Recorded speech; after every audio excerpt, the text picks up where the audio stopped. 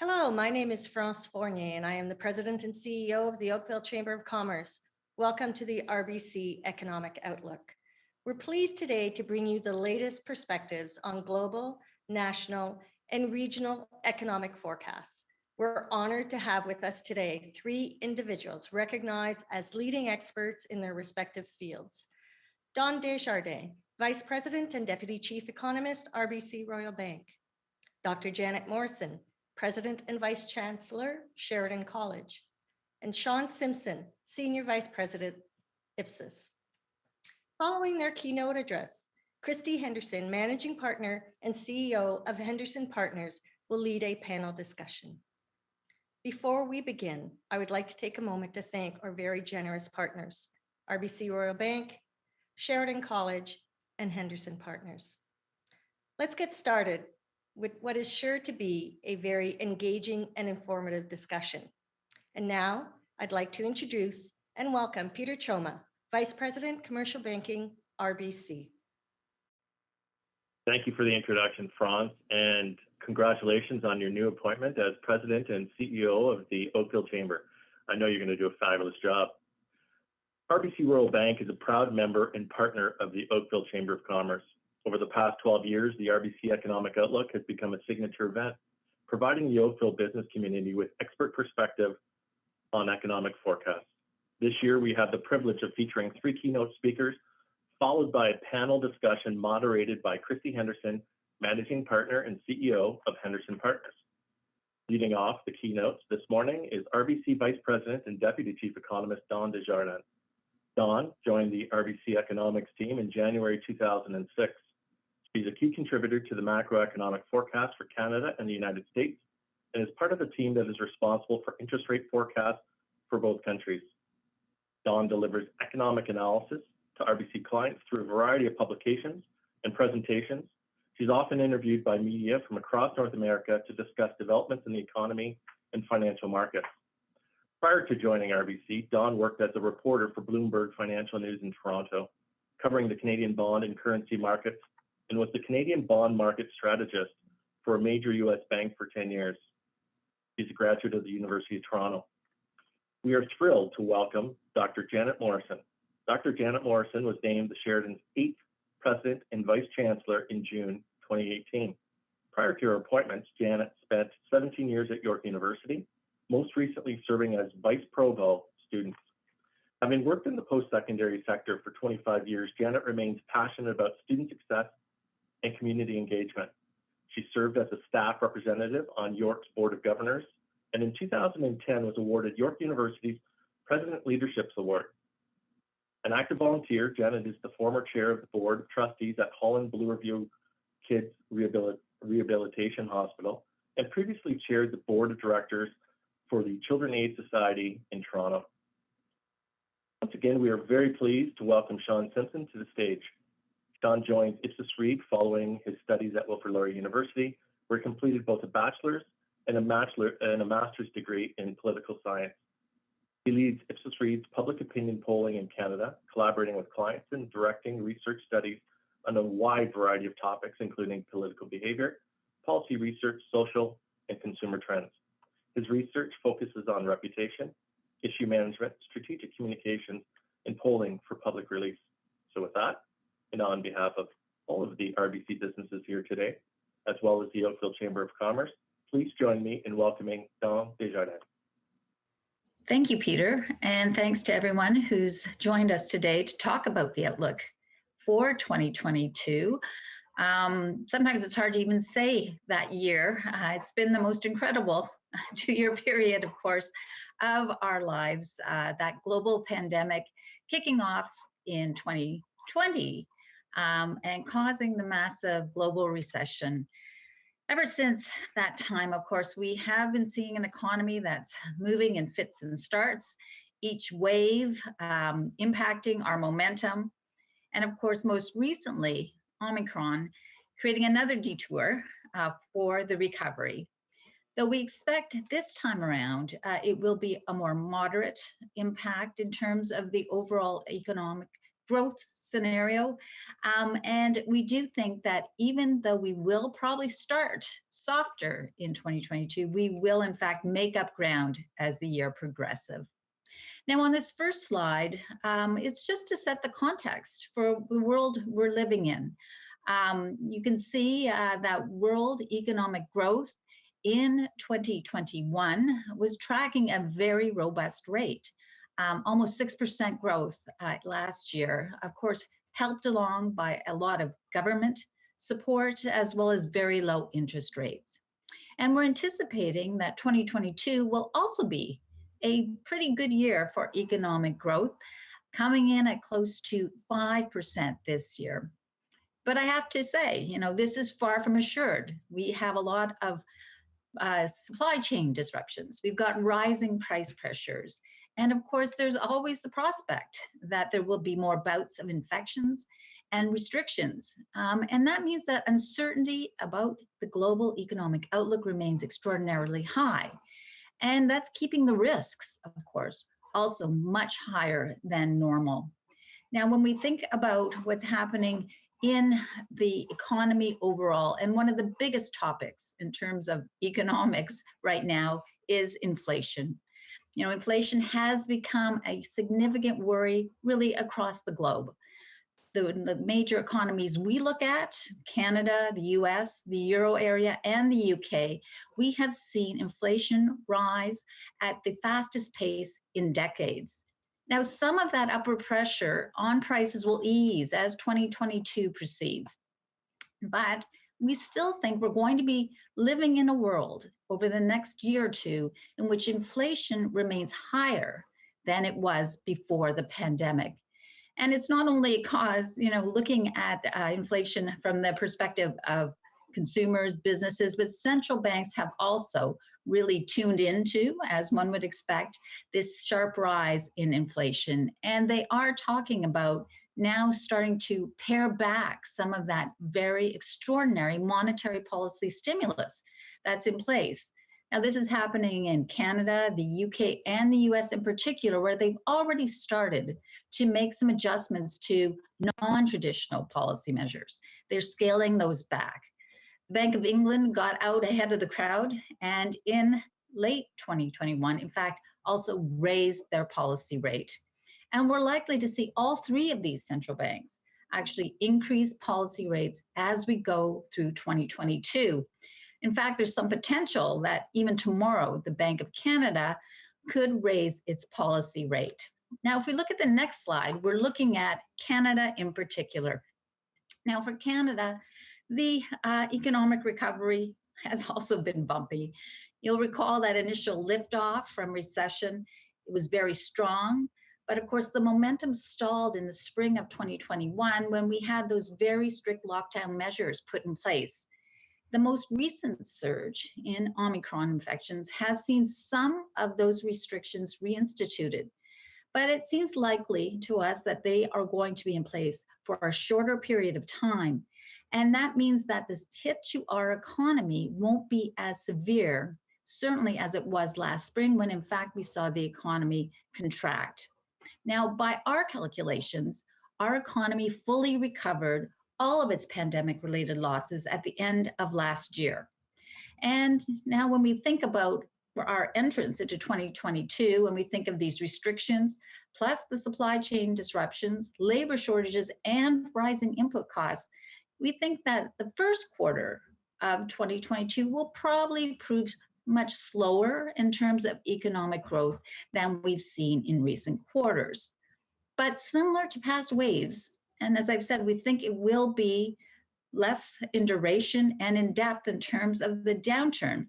We think that growth will rebound sharply in the second, third, and fourth quarter, and we will see a rebound in activity in the services sector of our economy and the goods producing sectors, because of course, all of these supply chain disruptions have certainly weighed on production of goods. Now, the next slide looks at a real bright spot in terms of our economy, the fact that we did see a labor market recovery that was quite strong. In fact, we recovered in Canada all of those close to 3 million jobs that we lost during the worst of the pandemic by September of 2021. And now we are running with employment levels that are above pre-pandemic levels. We've seen our unemployment rate, which had surged to double digits in the worst of the pandemic, in 2021 at 5.9%. And to give you context, before we entered the pandemic, where we had a very tight labor market, that unemployment rate was 5.7. So certainly it's the case that we have seen a very full recovery in our labor market, but it hasn't been even across sectors. As we know, higher paid jobs and many jobs that could be performed remotely or were in the essential services part of our economy, they are running at well above pre-pandemic levels in terms of the number of people employed. On the other hand, those industries where close social contact and tending to be lower paid, they have faced longer lived restrictions, and they are still running with significantly fewer workers than before the pandemic. And of course, this uptick in infections and the curtailing of some of our activities is keeping these industries under pressure. Now, as we enter this next phase of recovery, we believe more jobs will be created. Certainly, we have seen a lot of demand for labor. I'll show you shortly how many vacant positions there are across the country. So that's definitely going to be a driver of the consumer. And we're looking for the consumer to be a key driver of economic activity as we go through the course of 2022. Now, if you look at the next slide, it kind of explains why we think that is the case. Lots of firepower on the balance sheets of Canadian consumers, almost $300 billion in excess savings, so above and beyond what we normally would save in a given year. So just to give you some context on those numbers, that equates to about 3 years of spending on transportation, 5 years of spending on clothing, and a full year of debt service payments. So that's a lot of firepower for the consumer. Now, we know not all that money is going to flow into the economy. Some of it will be used to pay down debt. Some of it will be used to buy financial assets or to invest in real estate. But nonetheless, we expect some portion of that money to be spent. And if we look at the next slide, we're looking at what has happened in terms of consumer spending activity. Now, when the economy wasn't fully open, of course, it was all spending on goods all the time. We continued to see services spending run well below pandemic levels. But as we were able to reopen, not only did we see spending on goods continue, but we also saw a pickup in spending on services. And these charts are just looking at, these lines are looking at where we were prior to the pandemic. Now, as we've gone through this next wave of closures, we have seen an easing in terms of spending on services. That rate has slowed significantly. And of course, in particular, we've seen a slowing on spending on travel. That's down about 60% compared to where it was prior to the recession. Now, when we look at goods spending, we've also seen some slowing, but that reflects more supply chain snarls, whether it's the weakening we've seen in spending on automobiles or on appliances. We just don't have the goods to buy. So as we go forward, more job creation, as well as spending of some of that savings, we think will, in fact, see the consumer drive our recovery in 2022. Now, another area of strong growth is on the next slide. And this comes as no surprise to anyone. We're reading about it every single day in the newspaper. It is our housing market. You know, the housing market did have some bumps in 2021, peaking in terms of sales in March, but then really a very sharp resumption of activity in the fall of last year as buyers rushed in to lock in those very low interest rates. Supply constraints are also a big part of the story for the housing market. Certainly when we look at what's happening to the demand side, hot, but not as much supply coming to the market. And so prices in the old supply demand charts moving significantly higher. Double-digit increases on average in home prices in Canada over the course of last year. And no big surprise, that is having a significant impact on affordability. So we do think that as we go through 2022, in particular the first half of the year, we're probably going to see pretty hot conditions in the housing markets. We will see a gradual slowing because we do think interest rates combined with that sharp increase we've seen in prices will continue to challenge affordability for people looking to enter the housing market. So hot in the first half of this year, some slowing. As you can see, the pace of sales coming down, but still, look at it compared to the 10-year average. We're still going to be living in a world where housing is a contributor to economic growth. And when we look at the price side of the equation, we don't think we're in for another close to 18% jump that we saw in prices in 2021, but we still expect prices to continue to rise this year, maybe posting a gain in the range of about 6%. Now, another driver of the economy as we go through the course of this year is on the next slide, and it's business. You know, businesses are optimistic. We just saw a survey from the Bank of Canada showing that Canadian businesses are optimistic that they will see future sales growth. They will, in fact, be putting money to work. This is a chart just looking at the percentage of companies in that survey who say they intend to increase spending on machinery and equipment, so business investment. And what are they going to do with it? Well, they're looking to invest in technology. Labor shortages are creating incentive for businesses to automate processes where they can. They're also looking to invest in e-commerce platforms. Certainly, that's what we've seen as we've gone through this difficult period, that companies that were able to transact online certainly were able to weather the storm much more in much better condition and than those that were unable to do so. But, you know, we've also seen some challenges evolve. And if we look at that next slide, it's looking at what I spoke about earlier, those job vacancies. Those hit close to 1 million job vacancies in September. So this is the next month, again, close to 1 million in terms of vacant positions. Companies are having significant difficulties sourcing labor. And of course, some of this reflects the fact that we have seen immigration levels come down significantly. Now we're picking up in 2021, but that hole in terms of new entrants into our labor force, certainly creating some supply-demand disruptions. And we started to see wage costs as a result for new entrants pick up. Now, the next slide looks at another challenge for the economy.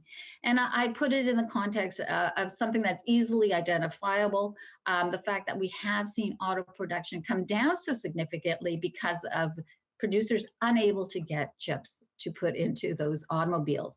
So this, again, is just another indication that supply chain snarls are creating difficulties for businesses to produce and to get the product to the consumer.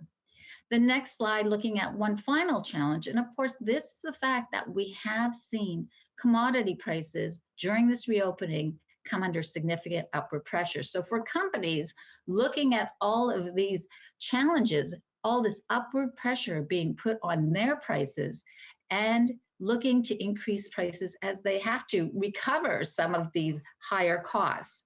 And so that's why in the next chart, it shows us what companies are saying. What they're saying is that they expect inflation to run faster than it has been for the past 20 years. This is that Bank of Canada survey I spoke about earlier. And what it's showing us is that an increasing number of Canadian businesses say that prices will rise over the next 2 years at a rate that is higher than 2%. So the dark blue bars are referring to where the number of companies or the percentage of companies that expect inflation to run between 2 and 3%. And those lighter colored bars are referring to the number of companies that are looking for inflation to run at a 3% or higher rate over the next couple of years. So certainly it is the case that companies are expecting that prices will continue to run hotter, much hotter than they have been during the previous couple of decades. if we look at the next chart, it shows that, in fact, companies are reacting to all of these pressures, but also to what we're seeing right now. Inflation in the latter part of 2021 hit its highest level in 30 years. And of course, there's many factors at work. One is that we were now finally normalizing after a year of very disrupted activity. We've seen higher oil prices, higher car prices, and that's pushing up transportation costs. And we've also seen higher home prices pushing up shelter costs. Food prices also rising. So really a very widespread increase in terms of inflation pressures. Now, some of these we expect to ease over the course of this year, but all to say, we also expect inflation to run faster than it had been prior to the pandemic. So for central banks, what does this mean? If we look at the next chart, I'll show you our forecast for interest rates. We do think that interest rates are going to go higher. Now, the Bank of Canada has already made some efforts in that regard. As I said earlier, they have in fact reduced the non-traditional measures of policy stimulus, meaning that they're no longer adding securities to their balance sheet. So they're really trying to keep the size of their balance sheet relatively steady. And that means they're not buying those longer term maturity bonds, they're not pushing those yields lower.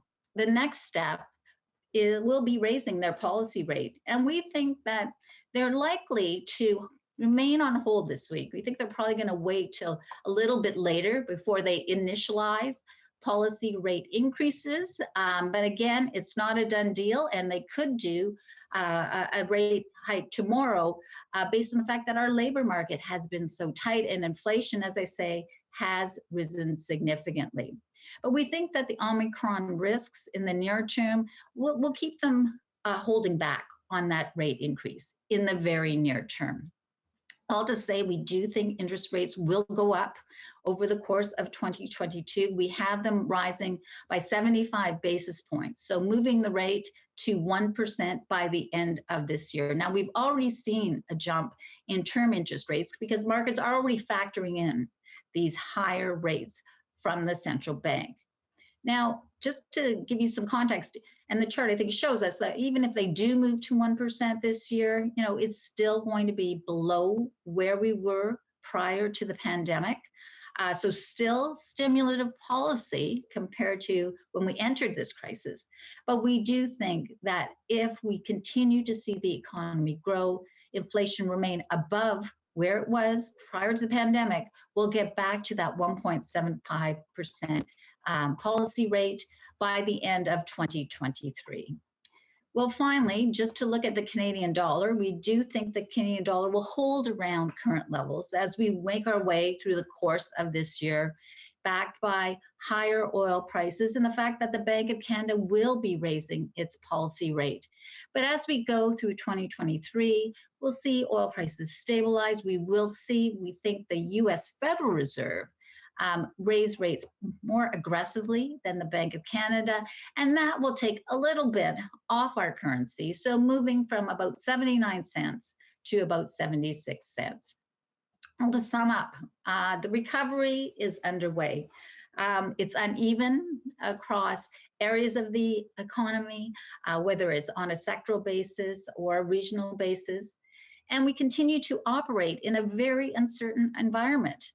But our baseline assumption is that we will be able to continue to grow once we get past this current wave, and that even if we do have subsequent waves, we will not see as great an impact as we saw in the spring of 2021. Pent-up demand will drive growth. We will see consumers and businesses continue to spend as we work our way through the course of this year. Thanks very much. So greetings, everybody. Thank you so much for the opportunity to talk with you all today.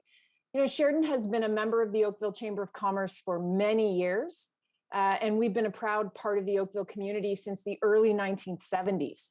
We're deeply grateful to be part of this network of business leaders and innovators and to share in your mission of championing excellence. So, there is no doubt that we're gathering today at a particularly trying moment in this pandemic. Many of us are anxious, concerned. I can speak personally. I'm exhausted after almost 2 years of this volatility and uncertainty. The impact on our collective community and the countless small businesses and families at its heart has been tremendous.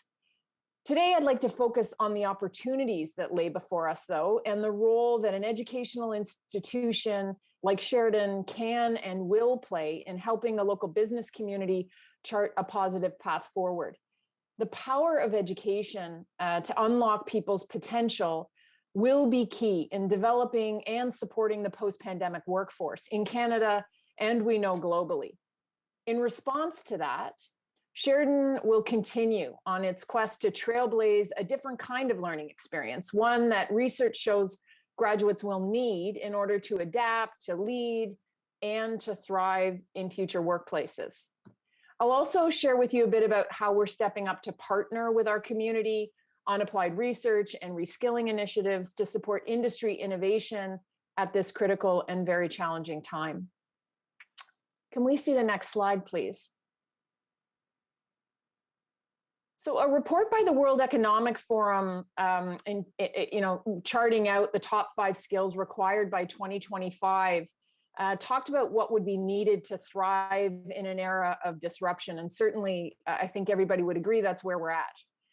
And those skills include analytical thinking and innovation, the ability to learn, complex problem solving, critical thinking, creativity, originality, and initiative.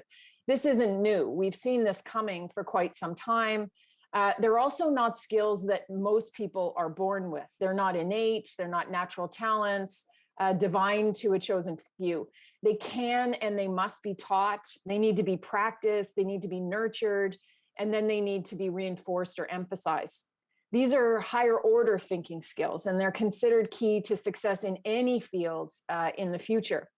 Students understand this. We get a lot of feedback from students. They actually have a complex understanding of this piece of the puzzle. And we see it as our job at Sheridan to provide the kind of education, the types of opportunities, and the leadership to ensure that those students succeed regardless of their lived experiences or circumstances. In short, our job is to prepare graduates who are self-aware, adaptive, innovative, and resilient. Graduates who will come to the workforce and for many of you to your workplaces prepared for and excited about the challenges that are no doubt yet to come. That's why our pandemic recovery work includes a laser focus on creating experiences for learners that empower them to develop those critical skills listed above. Building on our long-standing record of applied education that's rooted in the needs of industry, that's what Sheridan does. We respond to industry and our community partners. We're creating more learning experiences that help students in all programs develop the personal capacity to navigate and thrive on change throughout their lives. These are the skills that can be taught and learned in classwork, so in classroom, and through other learning activities. Despite the challenges of the pandemic, which have been many, we have continued to support our students with innovative approaches to what we call work-integrated learning. If you can go to the next slide for me. Work-integrated learning, term many of you are familiar with, and in fact, many of you help to sponsor, includes internships, field placements, applied research, and co-op opportunities.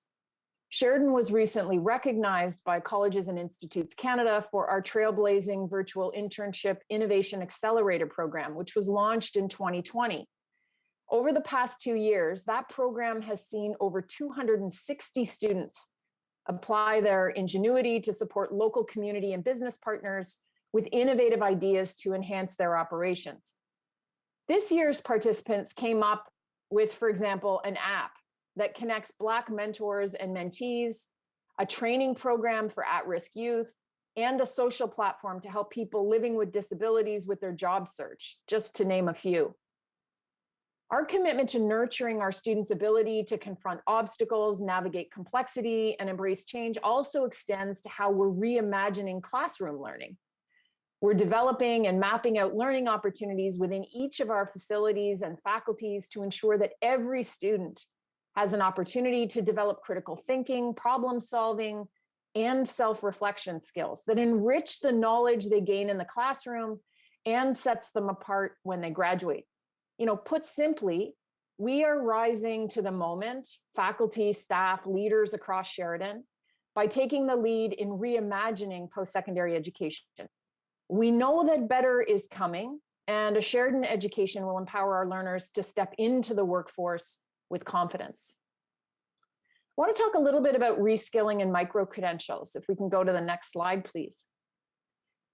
As the economy recovers, and I think we just heard a little bit about this, how we do business and the skills employees need to succeed will also change.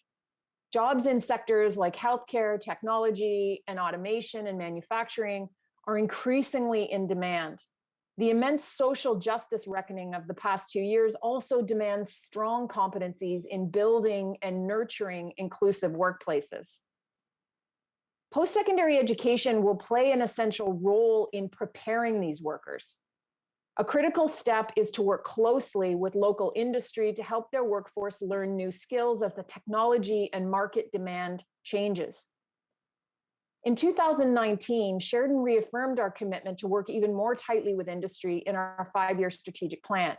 And we're already delivering new training and learning that meets emerging economic needs, strengthens our shared communities, and solves complex problems. I'd like to share just a few examples with you from our continuing and professional studies team's recent collaborations with local industry, which really, I think, demonstrates the value of reskilling. For example, we're working with the Aga Khan Council for Canada to deliver a 4-course certificate program for caseworkers of the Aga Khan Future Ready initiative. The curriculum includes principles of case management, building resiliency, and independence for clients from vulnerable populations. Together with the Halton Resource Center, we're delivering highly interactive equity, diversity, and inclusivity training to a number of corporate clients. This training empowers them with concrete actions to engage in more inclusive practices, language, and behaviors. This is an area we're very proud to be leading in. Our VP of Inclusive Communities was recently featured on the front page of the Globe and Mail and recognized on their Best Executives Honor Roll. We partnered with Access Employment to deliver a number of programs tailored for newcomers to Canada, helping them bridge their skills to Canadian practice for human resources, supply chain, and communications careers. And last, a number of local partners are engaged in our industrial distribution program, which includes courses on the key functional areas relevant to the distribution sector.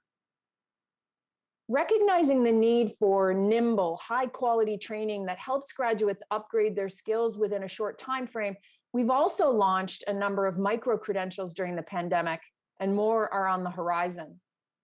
In fall 2020, we launched 3 micro-credentials to help provide rapid retraining tools for displaced workers, including training in CNC rapid skills, Python foundations, and cybersecurity. Next month, we'll be launching a medical office clerk micro-credential to help address the need for highly trained and competent administrative staff. We're working with the Alzheimer's Society of Peel on a safe medication administration micro-credential to provide their staff with critical training to safely administer medication according to caregiver regulations and procedures. And this spring, our world-renowned Screen Industries Research and Training Center will launch a micro-credential in the emerging world of virtual production. We're pleased to be working with Warner Media and OYA Media Group to deliver this and other virtual production training for filmmakers from historically underrepresented communities. In addition to addressing local economic needs and skill shortages, these micro-credentials and reskilling partnerships provide creative, flexible, accessible learning opportunities that will prepare more students to navigate and shape the future. Next slide, please. At this moment in our history, we need to see all our actions through the lens of an interconnected world. And while our lens is global, our actions, as we hear so often, are local.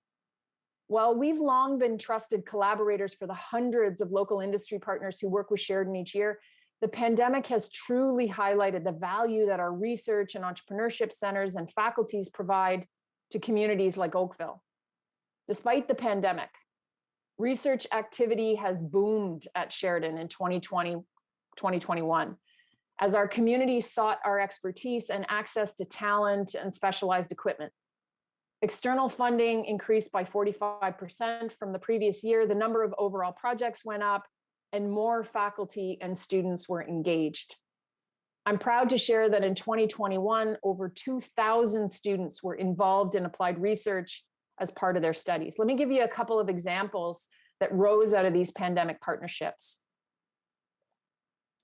Our Advanced Manufacturing Center and our Faculty of Animation, Arts, and Design helped develop the final prototype of AVA. AVA is a virtual avatar that might be stationed at the front door of, for example, an office or a community center. It provides secure, touchless COVID-19 screening at the point of entry. Our Faculty of Applied Science and Technology and the Center for Mobile Innovation worked with a company called Point Click Care. Together, they are developing ways to enhance senior living environments using mobile and Internet of Things technologies. And the Pilon School of Business and the Edge Entrepreneurship Hub have supported 40 small, medium businesses led by underrepresented founders to learn digital marketing skills.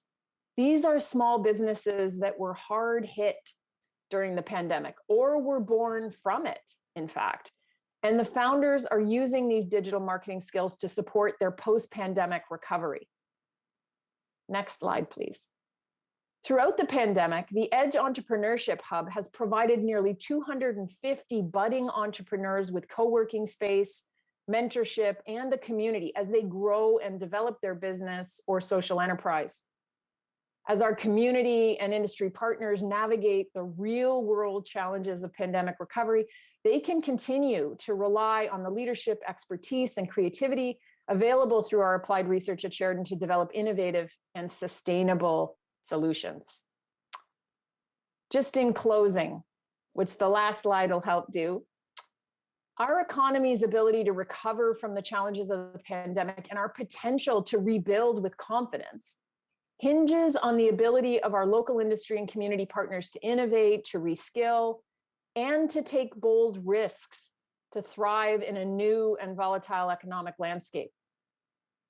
And it's going to take a new approach to post-secondary education, one that delivers not just credentials, but critical thinking, problem-solving, self-confidence. That sees practical research as critical to advancing the individual as well as industry and community.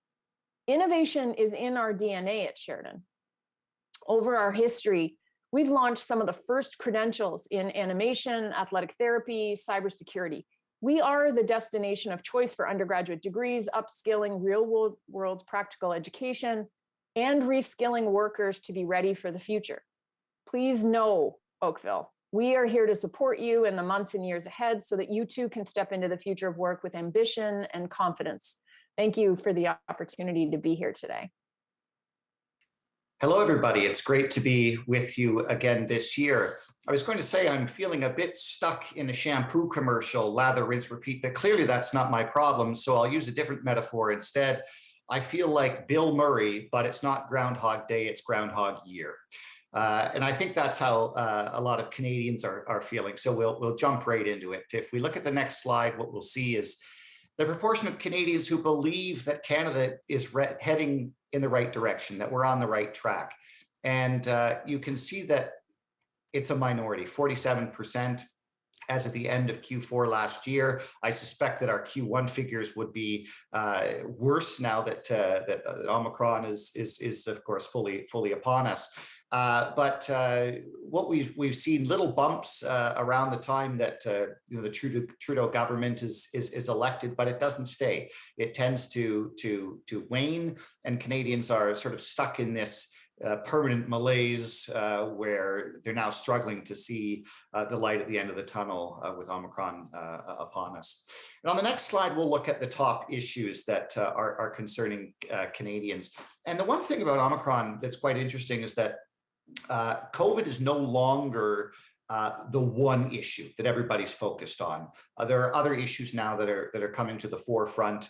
And as we heard from our partners at the Royal Bank, as Don said, inflation is a key concern, and that has put affordability and the cost of living as the number one issue for Ontarians right now, with the pandemic sliding number two.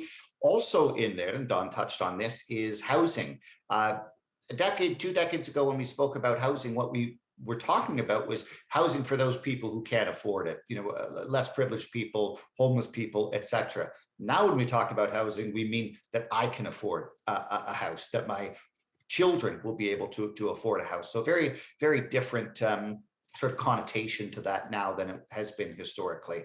Climate change and healthcare, of course, round out the top 5, and the economy itself is not far behind. So if we take a moment to talk about COVID-19 and Omicron, on the next slide, we'll have a look at the approval ratings of our political leaders. And they're not great. At the start of the pandemic, our political leaders were getting a free ride. Pretty well any response they took to COVID-19 was supported by a vast majority of Canadians. That's no longer the case, as fatigue is starting to turn to anger. And within Ontario, 44% approve of the performance of Prime Minister Justin Trudeau on trying to mitigate the effects of the Omicron variant. The Premier, Mr. Ford, at 46%.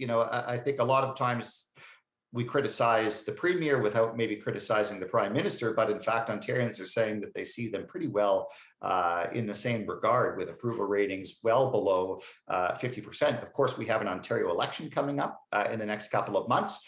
46% isn't exactly a position of strength, but if everybody who approves of the Premier's performance on COVID-19 votes for him, he'll earn another majority government. I'm not saying that's the case, because not everybody will do that, but certainly he does have a shot at re-election. On the next slide, we'll look at whether politicians are striking the right balance in their response. And what we're seeing here is that 43% of Ontarians believe that too little has been done to stop the spread of Omicron. 43% want more restrictions, more regulations in place to stem the tide as it is. 27% are, on the other hand, saying, well, we're doing too much. And we'll see a very similar figure a little bit later on when we look at the proportion who think that we should essentially prioritize getting back to normal, as opposed to prioritizing trying to slow the spread. On the next slide, I think this brings the point home. 69% of Ontarians believe that governments aren't doing enough to help us get back to normal. They're really getting frustrated that this situation has been so protracted, that we're coming up to the 2-year anniversary, that we're still stuck in a Bill Murray time loop, and Canadians are very much looking forward to getting back to normal.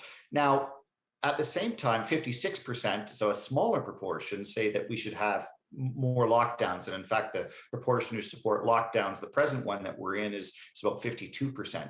Now, it's important to know that that proportion has declined over the last 6 months or so. Back in the summer, we asked Canadians overall if they thought that we should have more lockdowns if another variant came upon us. Of course, it has, an Omicron, and now we have in the 50s supporting lockdown. So politicians will soon lose that as a palatable lever to battle COVID-19. Because fewer Canadians and Ontarians alike are going to be supporting those particular measures. And on the next slide, we look at that road to recovery and how long it will take for Ontarians to feel comfortable living normally again, whatever that means, if we can remember what that was like. And 16% are hot to trot. They're ready to go back to normal now, whip off the masks, get rid of the vaccine mandates, and away we go. Another 13% will say sometime gradually over the next couple of months into the summer, another 15% by the end of 2022. But what that means is still a minority are comfortable or will feel comfortable, even if governments allow them to do so, that they will feel comfortable living normally without restrictions, without mandates, without masks. Another 21% say sometime in 2023. Another 15% say not until 2024 beyond. And another 21% say this is a game changer. I will never be comfortable re-engaging with friends, family, the economy in ways that I have done historically. And that isn't that interesting. That means that even when governments allow it, many people will still be very hesitant. So, you know, as Don mentioned, the fact that we've got, I think the figure was 300 billion in savings doesn't necessarily mean that it will translate into spending, because if you're not feeling comfortable re-engaging in the economy and the activities that you used to, then you're unlikely to spend that money. On the next slide, and I alluded to this earlier, we see a dichotomy. 27% of Ontarians believe that we need to get through the pandemic as quickly as possible, which means loosening restrictions and letting the virus spread faster. That's despite the fact that we're hearing from public health officials that the hospitals are full. 27% are ready to just sort of take a UK approach, or the Florida approach, if you will, and just let the virus spread. Conversely, 73% of Canadians and Ontarians rather are taking that cautious approach, saying, no, our goal in this needs to be to protect the hospitals. We need to slow the spread of Omicron, even though that necessarily means that we will lengthen the duration of the restrictions. Now, if we turn the page and look at the other issue that Canadians were worried about, and that is inflation. On the next slide, we see that 81% are concerned that inflation will, in fact, make everyday things less affordable for their families. 81% is a very strong majority. It's not just older people who are on fixed incomes that are worried about inflation. It's everybody at 81% in every demographic. When we translate that into something more meaningful and more tangible, what we see is that 40% of Ontarians are concerned that if inflation continues to rise, that they might not have enough money to feed their family. That is a striking statistic, and one I think which underscores a lot of the economic data that we have at IPSOS, and it's not optimism, it's not even cautious optimism, it's not pessimism, it's somewhere in the middle. And on the next slide, we'll see what that translates to in terms of percentages. So 67% of Ontarians are optimistic for next year, for 2022. That means that 1 in 3 are not. 58% believe that Canada will come back stronger than it was prior to the pandemic. Well, this is a familiar phrase from one of our political leaders, Justin Trudeau, and is build back better. He hasn't necessarily convinced most Canadians or Ontarians that is achievable, that's the case.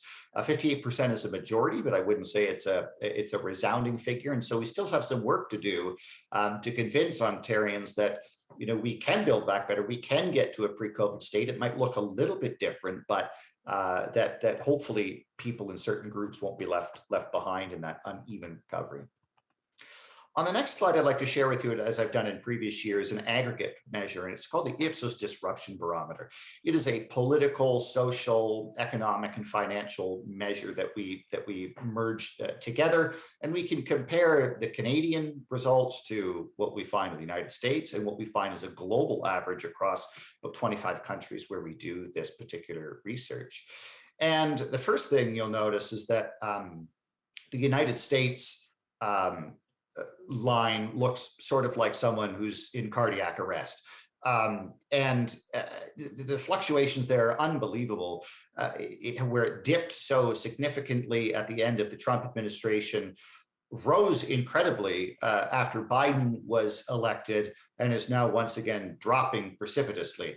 And what this means when the line is below the kind of average or the normal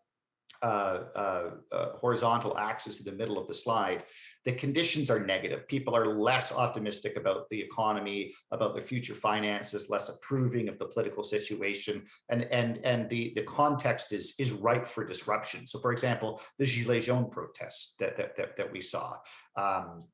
a couple of years ago is a good example, and this sort of predicts that. In Canada, we're much more stable. You can see that we bottomed out at the earlier start of the pandemic, and we are recovering ever so slightly, but we're still significantly below both the global average and historic norms.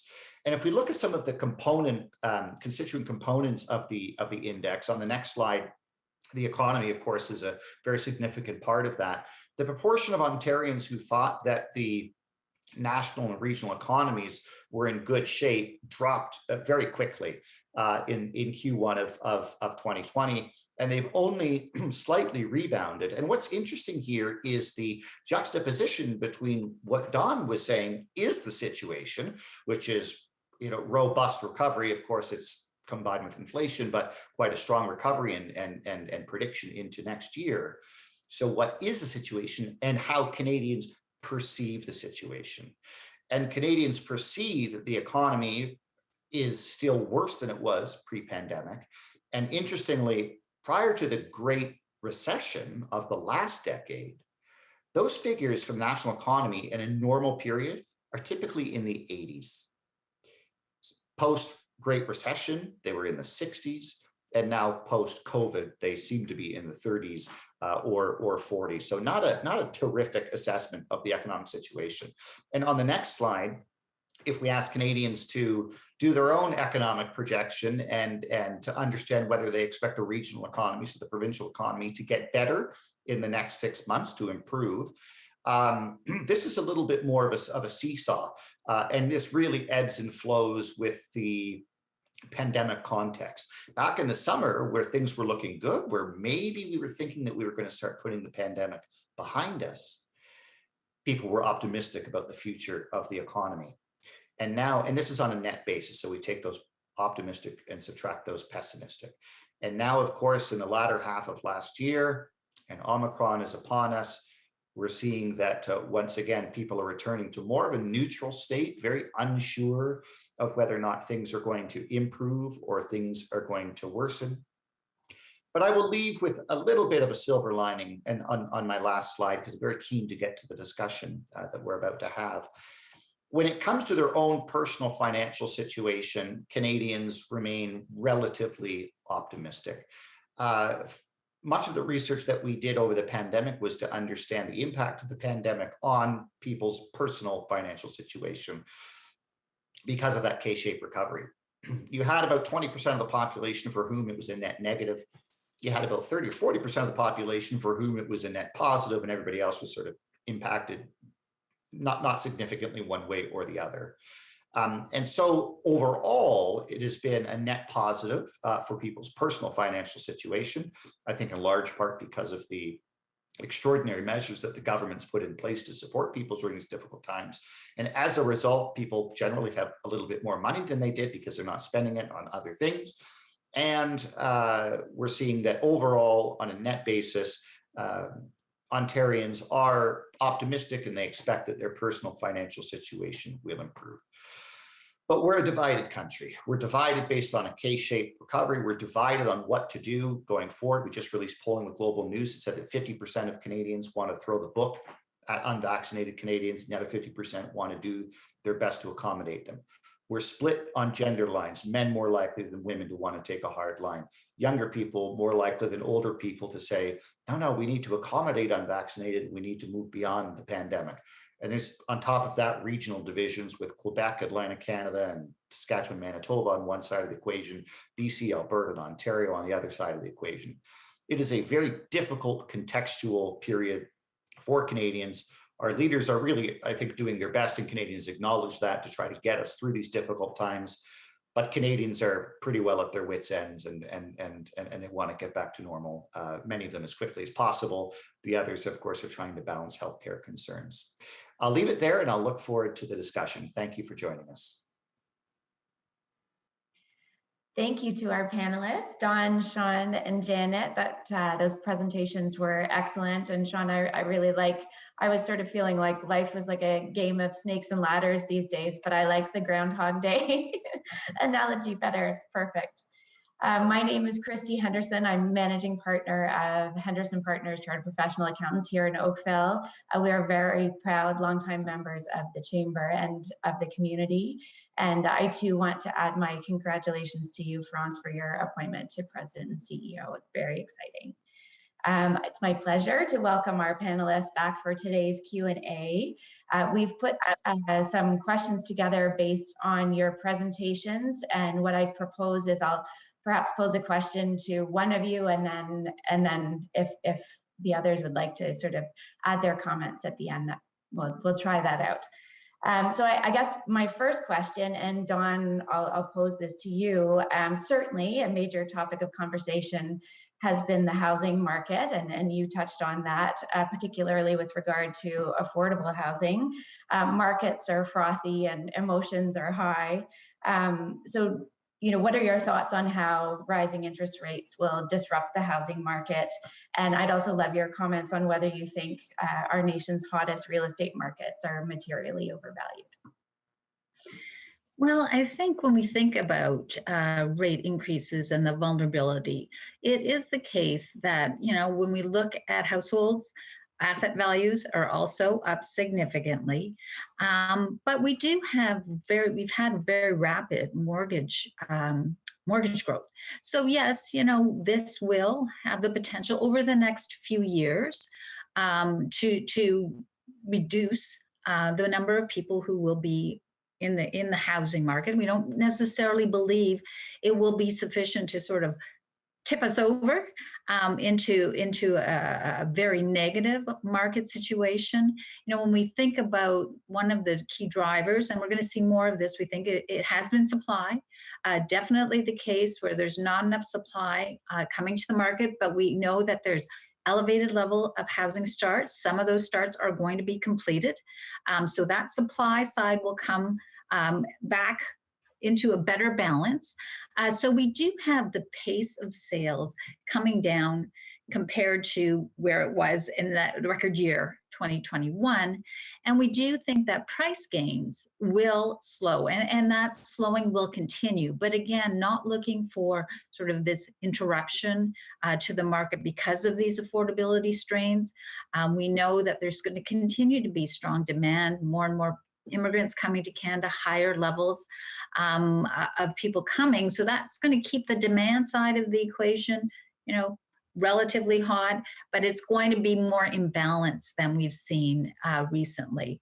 So, we don't really have any sense that we're in for any crash in the housing market by any stretch. We do think that we will see this sort of easing up in terms of activity. In terms of overvaluation in the hottest markets, we see affordability stress for sure. There's no two ways about it. And of course, the income side of the equation, we do think is going to continue to grow. We have very tight labor markets. The prospect that we could see rapid wage increases, again, moving that income side, so keeping that affordability stress. I still think, given that we'll see a slowing pace of house appreciation, but we will see these interest rate increases, that combination in and of itself will probably see further deterioration in affordability levels as we go through the course of the next couple of years. Great, thank you, Dawn. Sean or Janet, any comments you'd like to share? Well, I would just say that we're coming out with the Toronto Regional Real Estate Board with our presentation next week on trends for the housing market based on their research and also our research. And so just stay tuned for that. I don't want to scoop them, but lots of interesting data in there which suggests that the market will continue to be strong. Okay, perfect. Thank you. Yeah, Christy, I was going to actually make a different comment. I think what we're seeing, I'm quite conscious that I spend the majority of my time, talking to 18 to 24-year-olds, which, isn't necessarily good for feeling youthful every day. But, I think we all need to be mindful that in the context of the future of work and what young people who will fuel the labor economy over the course of the next decades, what they're actually looking for in employment is changing. I think the values that they would prioritize in terms of a more balanced lifestyle, their expectations around what employment looks like for them. They may or may not be looking for, in the long term, for the type of housing that we all might have aspired to. And so, in the longer course of planning around, work and housing and lifestyle, I really think that all of the conjecture in the media around changing times, you can see and hear that fundamentally across post-secondary campuses in Canada right now. Thanks, Janet. Sean, maybe I'll direct this one to you. So experts have said that getting COVID-19 back under control will be key to getting our economy back on track. What are your predictions for our fight against COVID-19? Well, I think that it's going to become more difficult for politicians to manage as patience for lockdowns and other measures continues to grow. I mean, we see in Quebec, they're coming out with all these different ideas to try to stem the tide, tax on the unvaccinated, while only 51% of Canadians support that. So that's too contentious to do. And now they're expanding vaccine mandates to big box stores and a couple of other places. I don't think that's going to be the tipping point for unvaccinated Canadians to all of a sudden get vaccinated. I can't imagine, what that would be. And so we're going to be left with a chunk of Canadians who remain unvaccinated. And our political leaders are going to need to figure out a more permanent solution than the sort of hodgepodge of policies. Let's try this, let's try that, because of course, nothing is going to be 100% effective. I continue to believe from the data that I see that Canadians have a longer road to recovery than the economy. And so I'm actually maybe a little bit more pessimistic about the economy over the sort of short to mid-term than maybe economists are, because I'm just seeing a lot of that hesitancy in my data, that even if we are allowed to do things, it doesn't necessarily mean that we will. So I think that road is going to be a little longer than some might predict. Okay, thank you.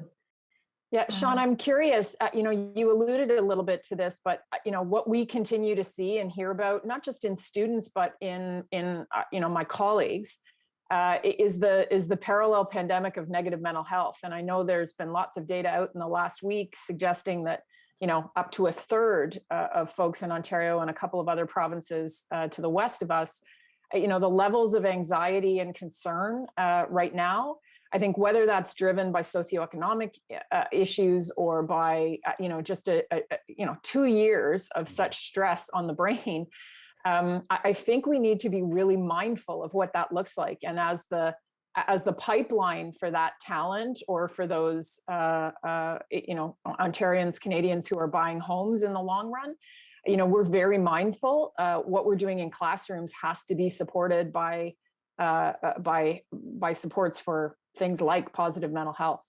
And that 1/3 rises to 1/2 among Gen Z and millennials. Yeah. This is a crisis, and we need to be thinking about what the economic consequences of not intervening more effectively and aggressively, I think, are in the short and medium term. Thank you. Yeah, and it is always the case for the economy. If people are not confident, now they may be confident in, they know that there are jobs. We look at data, that survey data that looks at, if you've lost your job, how quickly do you think you might get one? And the majority say within 3 months. I mean, people feel that they can get a position. But if their confidence in, as you're saying, goes out, deteriorates, that does create economic risks and would be a risk to the forecast, because, then businesses start to pull back. That gets you into that cycle of slower economic activity. The drivers we anticipate will be the lifters. If they start to fade because of a confidence issue, that does put downside risk. Okay, thanks, Dawn. And maybe I'll just start this with you. What are your thoughts on the efficacy of government support so far, and what future actions will our governments need to take to support our recovery? Well, I mean, I think what we saw was, putting as much supports in place as you would think in a crisis, what you would expect governments to do. And we have seen sort of a long tail on some of the supports, and it really is this idea that Canadians have money on their balance sheets. And so and some of that reflects government support, but some of it reflects the fact that people just couldn't spend that money. I mean, they weren't going on trips, they weren't going out to restaurants, they weren't going to the theater. So they did have this extra cash on hand, but it does create sort of this long tail, if you will, in terms of government support. But as we look forward, I think they are, continuing to concentrate on the most vulnerable industries. And again, that's where we've seen the supports being sustained. And as we move forward, and I'll touch wood if there's any wood by me, to say that, we're not going to have another round of these restrictions. But if we do, I would think that governments would continue this sort of being agile and keeping these supports in place. The deficit, yes, it's big during the pandemic, but of course, as we move forward, we're going to see stronger economic activity. We have very low interest rates, so they're financing at low interest rates, and these programs will, I think, naturally just roll off once we get to whatever that new normal looks like. Great, thank you. Sean or Janet, any thoughts? I'm sorry, I muted myself. My cat was meowing. From a political point of view, there's a lot of people who criticize, this program or that program, and what I present back to them and say, what would another government have done differently? Well, the program might have been 60 billion instead of 70 billion. But, and at the start of the pandemic, this wasn't political, but now it's turning into political because people seem to think that their party or another party would do a better job than the existing one. I mentioned COVID-19. And I think that the upcoming election will be, yes, people will talk about COVID-19 because they have to. But I think that the real choice in front of Ontarians from a policy standpoint is about what the future holds in areas apart from COVID-19. At least I hope that that's what we're talking about, so that we can at least begin to look beyond the pandemic. Yeah, the only thing I'd add is, I do get concerned and a bit wary. Some of the narrative you hear about the government supports is that they're inducing a level of laziness, and sometimes that's directed at the population that I am so proud to serve. I've got to tell folks, I don't see laziness in 18 to 24-year-olds. I see tremendous resilience. I do see a different lens in terms of priorities, in terms of their life ambition or goals. And I think we all need to prepare for that. As an employer, I need to prepare for that. What is the future of work? Not just on behalf of the communities we serve, the employers we serve, but what does it look like at Sheridan? Hours of work, location of work, type of supervision, the type of rewards that we've long offered. This is going to challenge us in ways that go well beyond COVID. It's not about, I really do repel against the notion that 18 to 24-year-olds, Gen X, Gen Z are lazy. That's not what I'm seeing. I'm seeing that they're thoughtful, that they're constructive, and that they will challenge what the future of work, what the future of what it means to be a good citizen. And I think there's tremendous opportunity there, but it is it's more disruption in the context of incredible volatility and disruption. Thanks, Janet. I'll direct this question to you. I think you shared the World Economic Forum's findings on the top 5 skills required for 2025. And I know Sheridan maintains very close relationships with employers across the communities it serves, including Oakville. Can you comment on what you're hearing from employers about the skills shortage and the need for talent, please? Yeah, thanks for the question. You know what, we're hearing exactly, I think we're hearing that data reflected in our conversations. What you hear first and foremost is that there is a talent shortage, and so that people are really desperate to engage, particularly young people, and to inspire them about a level of excitement about their work. Sheridan continues to focus on creativity, entrepreneurship, intrapreneurship. We know that those are drivers not just of satisfied employers, but of satisfied employees who tend to stay longer. We know new employees are not going to cement themselves in a profession or with an employer like we may have. but we know that employee satisfaction is increasingly important. So we're seeing that. I'm just going to make a plug. One of the best ways to recruit and retain talent is to keep people learning. And so work integrated learning, if you can offer internships, co-ops, placements, this familiarizes young, new talent, fresh talent with your work environment. It tends to, provide a bit of a root system. So we're seeing very good success working with employers and community organizations on that front. But again, it's what we used to call soft skills. Christy, they're not soft anymore. They're actually essential formative skills supported by discipline-specific, credentialing. So really seeing, echoing what the World Economic Forum has been forecasting for a while now, I think. That's great. Thank you. Well, being mindful of everyone's time, I might just try and sneak one more question in. The World Economic Forum has said, in addition to COVID and climate change, that the space race and cyber threats are emerging risks to our global economy. Maybe Sean, I'll ask you for your thoughts on that. Yeah, it's very much an uneven worry, depending on where you are. I mean, Canadians have, I think, an understanding of some of those risks, but kind of also a deference that those in charge will be able to mitigate that for us.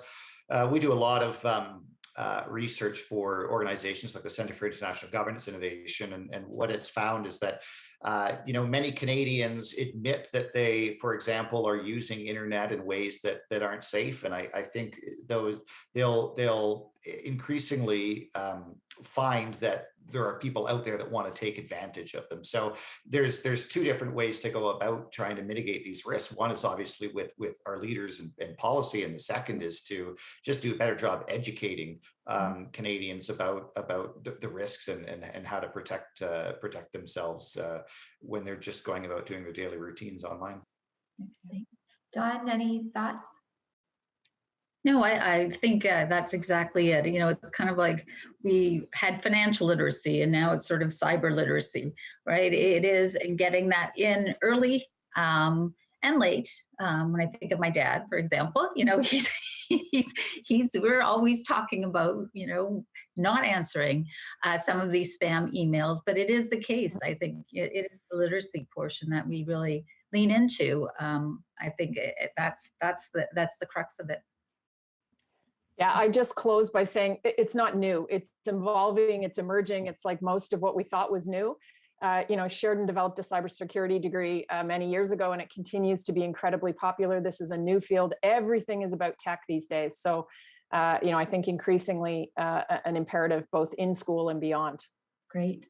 Well, sadly, that concludes our Q&A. I have many more questions, but we'll have to let you go. I want to thank our excellent panel for their comments and sharing their time with us. And thanks, Chamber, for letting Henderson Partners be involved again this year. And I will ask France Fournier to make her closing remarks. Thanks, everyone. Thank you. Thank you again to our panelists. What a thoughtful, engaging discussion. So thankful to have you with us today. Don Desjardins, Dr. Janet Morrison, and Sean Simpson. Thank you very much to our moderator, Christy Henderson. And again, once again, thank you to our supporting partners today for this broadcast, RBC Royal Bank, Sheridan College, Henderson Partners. As well, thank you to the team at GAVCOM for producing today's event. Thanks for tuning in. Let's stay connected.